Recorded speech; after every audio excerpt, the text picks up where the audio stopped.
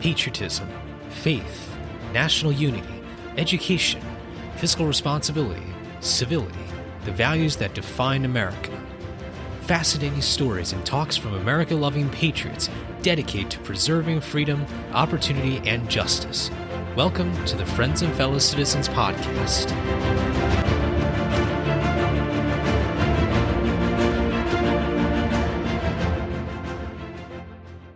Hello, and welcome to another episode of Friends and Fellow Citizens. I'm your host, Sherman Tylowski, here with another special episode for all of you, and welcoming you to a brand new year, 2021.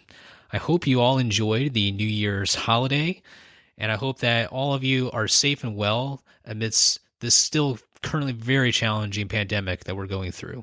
As a kind reminder, make sure you subscribe and share with your friends and family, and I hope that you will join us as we begin a new year and a new year for Friends and Fellow Citizens. So usually on this week, we have a guest show, but today I wanted to do something a little different to kind of kickstart this new year and to kind of do a switcheroo. Normally, I would be asking the questions and asking my guests to answer and respond to them, but I want you all to have a new opportunity to engage with this podcast. And so I've decided to work with some of my former guests, as well as many of my friends who submitted questions for this particular episode.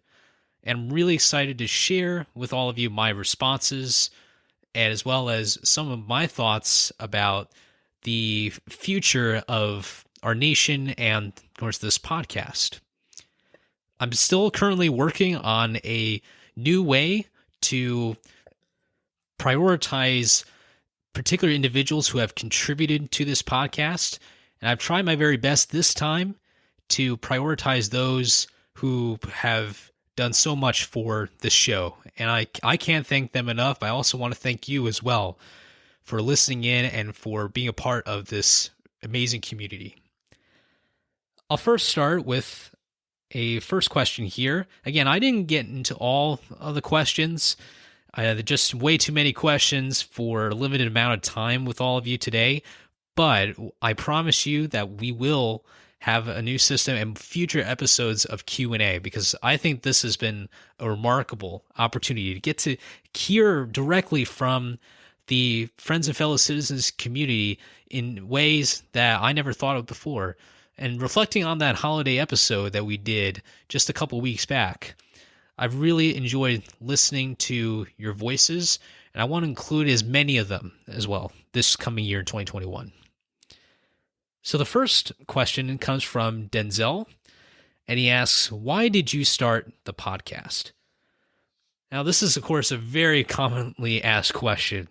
I think the main reason why is because I felt like there was a lack of connection between the founders' principles and contemporary times. It felt like the founders were often viewed nowadays as just historical figures, people who we might think of once or twice a year, if not a lifetime. People view them as historical figures who lived in a very different time and therefore perhaps, in their opinion, not particularly helpful in terms of our understanding of how to make this country better. And I felt I needed to change that.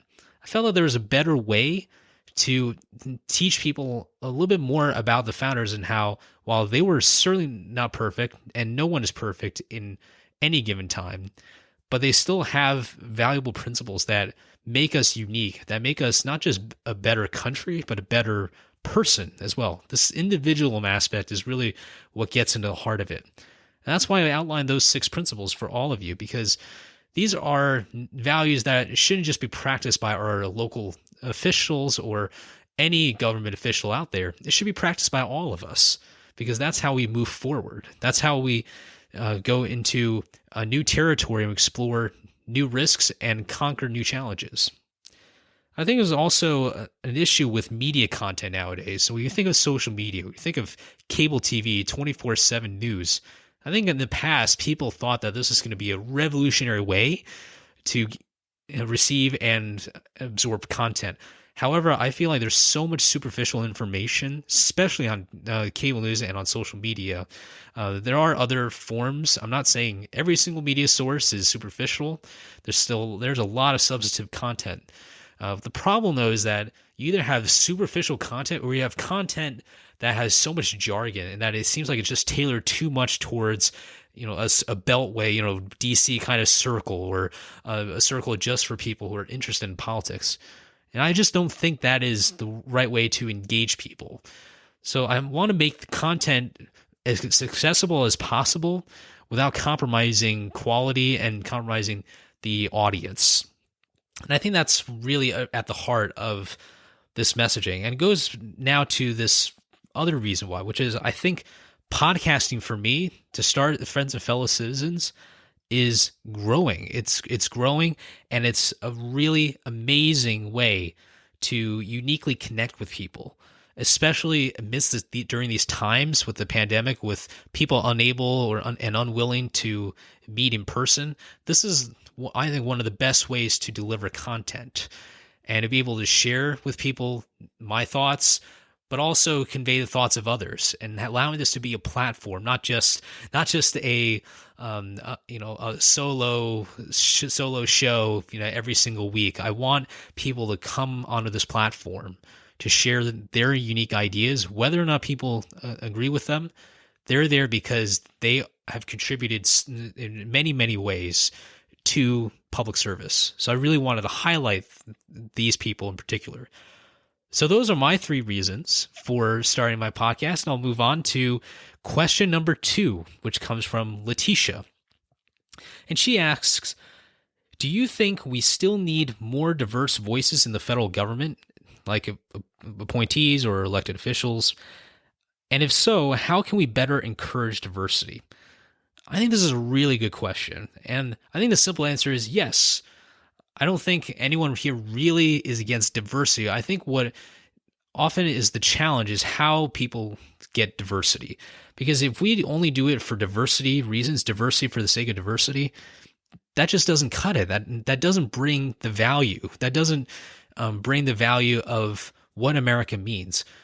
America is diverse because we are a welcoming nation. And while there have been numerous instances where that has not been shown, however, I think when you look at the trajectory, this is where it's really critical. I think some things, though, haven't really changed a whole lot. For example, the founders were not all just lawyers and politicians. We had doctors, we had merchants, we had other people from different occupations who were part of this, and we can use that as a platform, build on it. For different occupations, I think that really is a factor, because in different industries, there's different sides to every issue. For example, the perspective of a medical doctor is going to be very unique compared to that of a businessman, and a teacher or a truck driver, you name it, right? So I think we do need these diverse occupations as part of our elected officials, as part of our government. But also, I think there's another reason why we should have more diversity, and that is that it goes back to the nature of being a human being, where we are social animals, right? We like to be with people. We like to share common interests.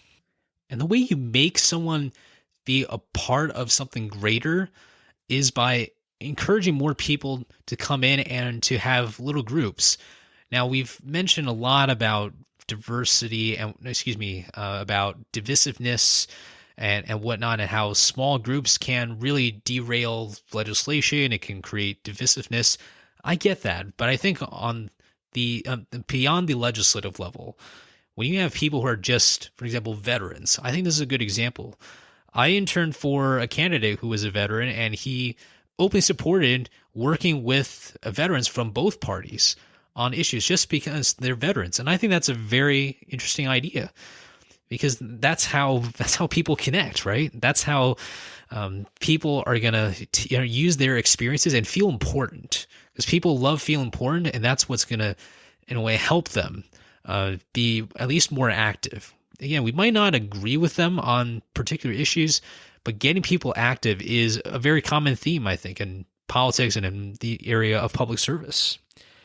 I also think that in the administrative side, so I mentioned a bit more of the legislative side, but on the executive branch side, I do think that you can't just have a bunch of yes men in the White House. That doesn't bring about different opinions. And I think more often than not, people who don't even allow a space for other opinions end up being trapped in their own mindset. And that's a really big problem. It's been a problem for both parties. I don't particularly agree with the fact that there are certain nominees who are passed along party lines.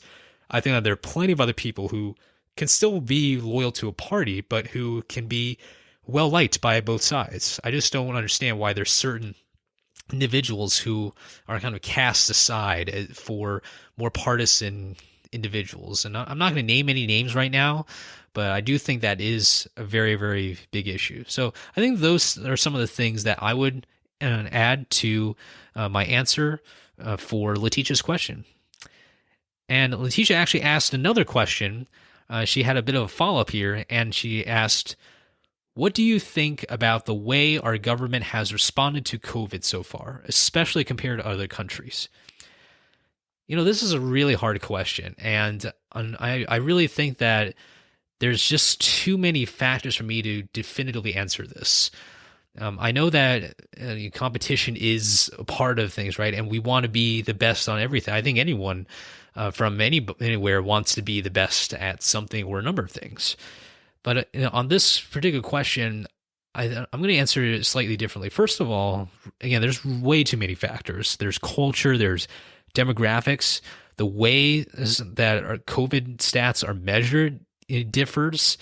And not to mention that there are various different types of governments out there. I've always said that unless we get numbers from really big countries like China, like Russia, and of course numbers that are not manipulated in any way, which is so doubtful, obviously, with authoritarian governments. You can't trust a single thing that they say almost.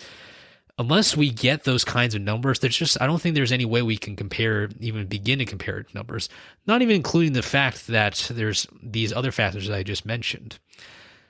The fact that we don't know what the COVID stats are for particular regimes like dictatorships and authoritarian parts of the world, I think is really not only something that doesn't allow us to compare, but it's also really concerning because the death toll could be huge.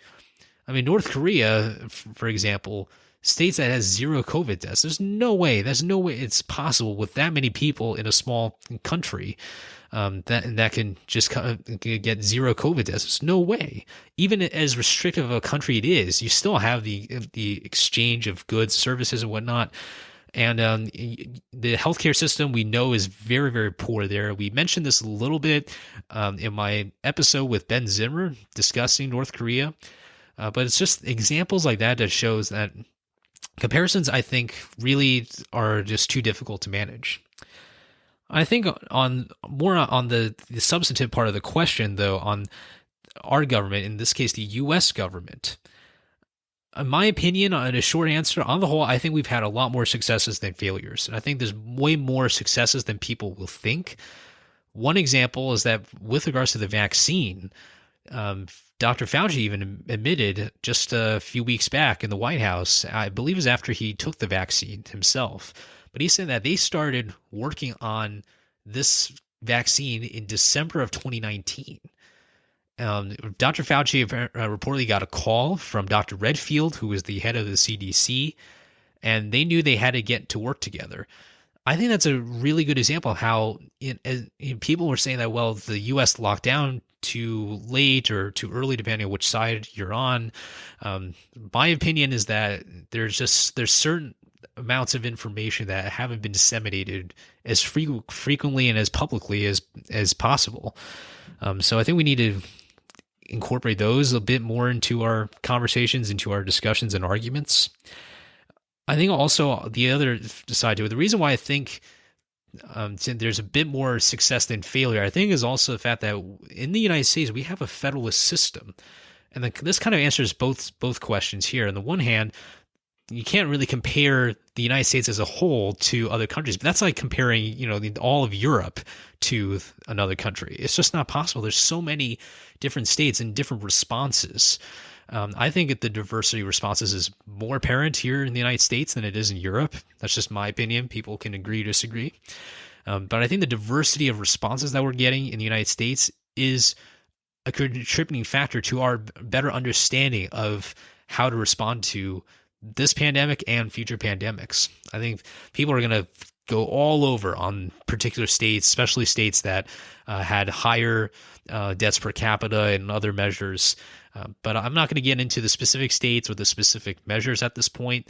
But if I were to just sum up my very long answer to this question here, in general, I think there are more successes than failures when you look at the vaccines, when you look at all the things that we've learned, all the trials and errors, as well as learn more about demographics and the economy and et cetera. A lot of things have been learned. So I don't see that as a failure. I see that as a learning opportunity that, if capitalized, will be a success and a really, really good tool in the future. My next question is from Daniel. And he asks, how do I pick topics and guests on my show? Another very frequently asked question, and I'll give you the answer today. The number one tool or variable that I use is current events. I think there are certain topics that need to be covered given the timeline that we're living in. Current events, especially that touch on Congress and the presidency and other issues. And I think in 2021, because we've covered the 6 principles in 2020 that are more philosophical, more theoretical, and historical, we're going to be delving a lot more into a lot of contemporary topics on our solo shows. And on the guest shows, we discuss contemporary topics all the time. We had this Space Force episode. We had part 1 and part 2 of commemorating 100 years since the passage of the 19th Amendment, a little bit of discussion on the rights of women and the progress that American women have made in my opinion, such a short period of time, at least compared to the timeline of history. So current events is one variable. The other that I use a lot is what I call anniversaries. So the 19th Amendment is a good example. It's been now 100 years since the passage of the 19th Amendment. So this year in 2021, you expect to see more anniversaries, and events that happened maybe 10 years ago, 20, maybe even 100 or 200. You never know, right? So I use these to help me guide with some of these big topics, because I do think an anniversary is a really good way to reflect on a person or an event of some kind. This also leads me to another thing I use to pick topics and guesses on the holidays. One of the benefits, I think, of doing episodes or releasing episodes on Mondays is that Mondays are frequently a holiday here in the United States. And not to mention the holidays that come later in the week. So this is a good opportunity for me to take, say, President's Day or Martin Luther King Jr. Day, which is going to happen later this month, and be able to use that as a bit of a guide, as a bit, maybe a way to tailor towards a particular sentiment or a particular time period. So there's kind of a bit of a mishmash of these different factors. In terms of the topics more specifically, I try to find things that really, really interest people. It goes without saying, I think, but not just intriguing because they're different, but because they bring a lot of interesting value to what we're discussing, what we share as values. For guests specifically, I do look at things like expertise, interest in, of course, the podcast of Friends and Fellow Citizens.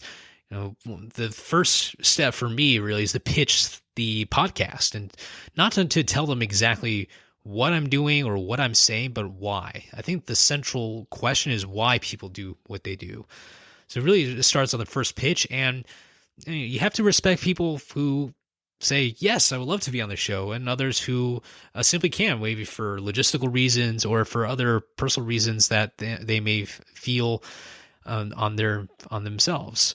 So I don't want to say that everything is on expertise in particular. I think there's different ways to connect different subjects. I think some people really very much are born to do one thing. Like they could be musicians or they could be whoever.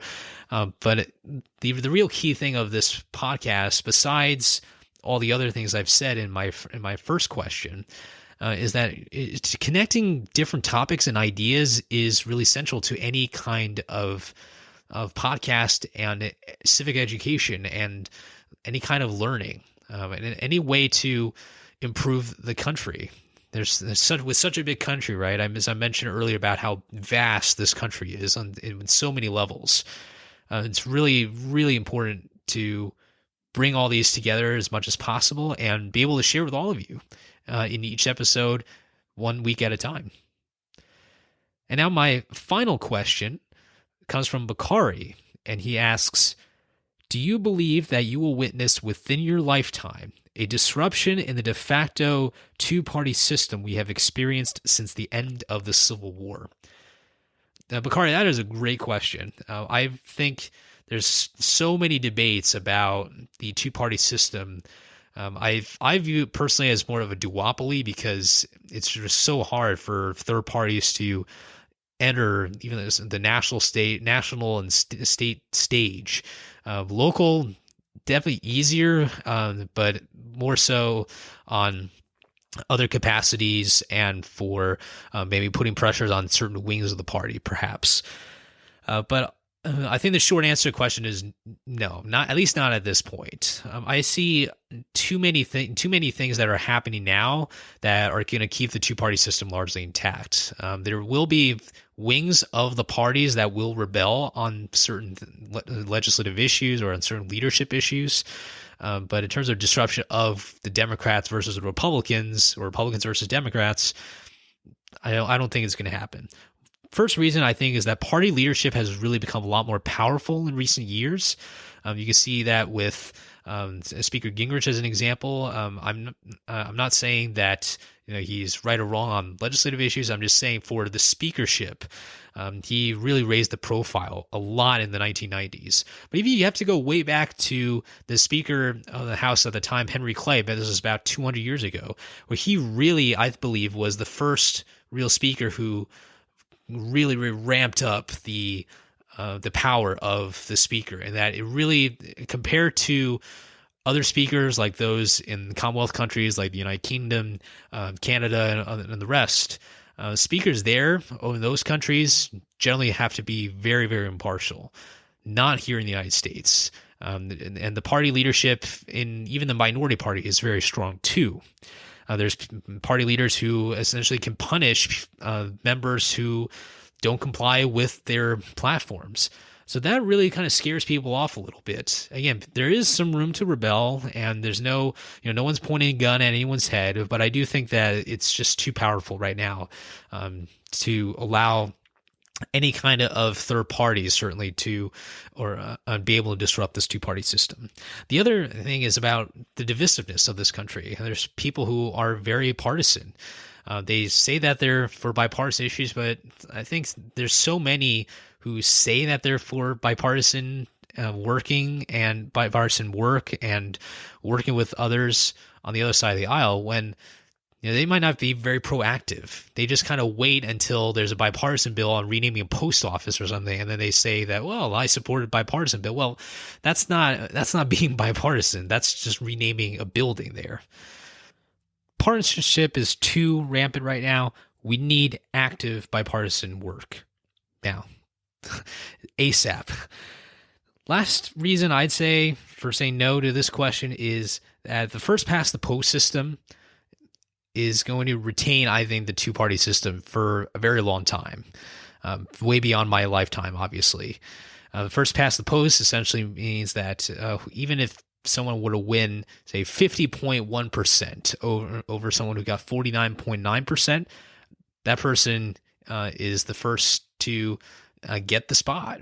And oftentimes, nowadays with the rules, some states or some localities will require that you get over 50%. So it's not like you can get someone who wins, say, 25% or 30%, and it's like winner take all sort of thing. But this first past the post system is still in place. I don't think it's going to change. I think both parties see this as an advantage for both, kind of in a strange way, especially in these partisan times. They know that this kind of winner-take-all sort of strategy and system in place, which has been in place for a very long time, and certainly is not something very rampant in other countries, in places like in Europe and in Africa and other parts of the world. It's just, and part of it I think is also a cultural thing too, that sort of competitive nature, in the sense that you want to defeat the opponent, but at the same time you want to be able to have a way to win and to hold a decisive win, depending on the kind of tactics you use to use the two-party system and to use the winner-take-all system to boost your power. So I think this is really not gonna change. But I'm hoping though, kind of a bit of an extension of this question. I'm hoping that there's people who at least have a discussion, have a conversation about this. I know the party leadership is probably not going to be a part of that as much, but it really is something to at least learn about the voting systems that take in place, and really generally the federalist system that we have here in the United States. So those are my questions and answers submitted by friends and guests, and of course my responses. I hope you enjoyed those really amazing questions. Keep them coming. Anytime you want to ask a question, go over to my website, shermantyloski.com, and there will be kind of a contact page there, and you can submit a message to me, and I would be happy to address as many questions as I can. And I can't wait for the next Q&A. I hope that it will be more interactive and that we will get some real voices in there. That's my anticipation. And also, as I mentioned earlier, a new and improved system to prioritize Q&A, especially to those who have contributed monetary-wise and other means to support friends and fellow citizens. Thank you all for a great episode. I hope you enjoyed it. Again, make sure you subscribe and share with your friends and family, and I look forward to seeing you next week. Take care and have a great day. Bye-bye.